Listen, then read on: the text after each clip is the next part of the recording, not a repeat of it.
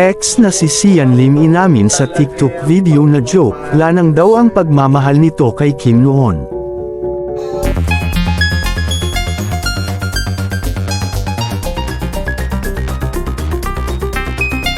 Nag-post si Sian Lim na parang pinaparinggan si Kim Chiu ang kanyang ex.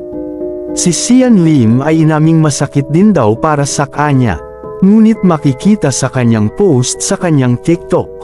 Ang TikTok na dinug niya, na nagsisabing joke lang naman daw ang pagmamahal nito sa kanya. Ang video na ito ay nag-viral dahil sa pagbibigayan ng mensahe sa isa't isa sa TV.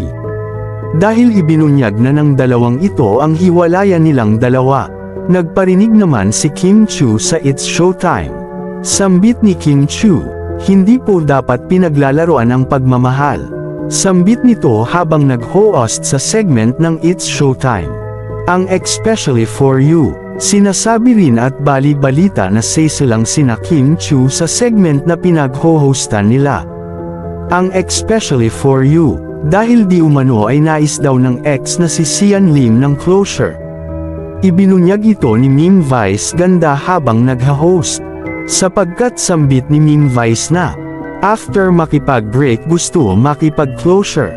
Matapos magpagawa at magpaluto ng pagkain at pagre-request ng pagkain, yun pala makikipag-break, at tinutukoy nito ni Meme Vice si Sian Lim. Dahil bago makipag-break si Sian Lim ay nag-request pa ito ng pagkain at pagkatapos ay nakipag-break ang aktres.